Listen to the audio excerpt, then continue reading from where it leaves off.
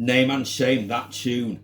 Tony Harris is desperate for some adoration from anywhere, rejected for an online correspondency course in tact and diplomacy, joins YouTube for the chat and her sycophancy, on a crusade to make her point, willing to hold others to ransom who don't share her viewpoint.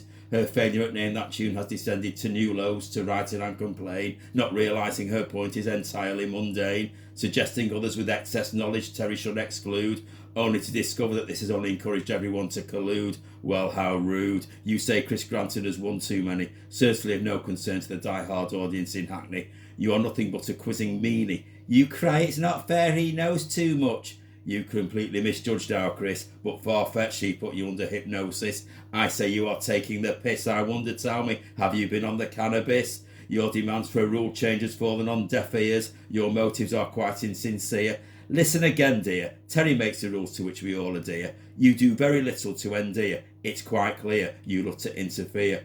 Turns out Tony's got form. Regrettably, regularly underperforms, reeling from her time on Popmaster. When Ken asked her what is a Fender Stratocaster, she answered, Ken, it's a fishing rod, the stupid sod. And when asked if she was ready for 3 in 10, promptly replied UB40, I rest my case. She says he types too quick, I say you are taking the fucking mick. No one's going to come to your defence if you think this is too acerbic, or any other icks. Why don't you just accept you're not in the same league? Your intellect is suffering from fatigue. Join another channel, or even better, cross it. How much of this is simple jealousy, or is this just another sad tendency? Your accusations that Terry's musical gatherings are not done spontaneously? Does this have any relevancy? Of course not. Your options are of complete fantasy, not shared by the democracy. The clue that all is not as it should be is confirmed to everyone when your fingers begin to type. You are full of your own hype. Your words are far from being in the groove like many sad school reports. Room to improve. Your comments are roundly received like the vending machine tea, lukewarm, and your wit and repartee, a viable alternative to chloroform. Your attempts at humour, Terry, have ended in abject failure. No one's bothered. Your moment in the spotlight is to be of limited tenure. Convince yourself you are part of the rank and file. Your attempts to ingratiate are futile. Your humour doesn't even pass as juvenile. You need to immediately suspend your Facebook profile. I recommend a time in exile.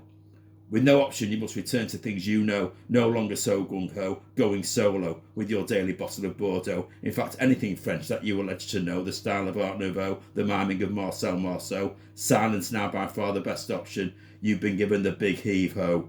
So your plans for a new career on the YouTube circuit are on the rocks. You're giving up the Bordeaux for Dandelion and Burdock, and your dodgy single holidays in Bangkok.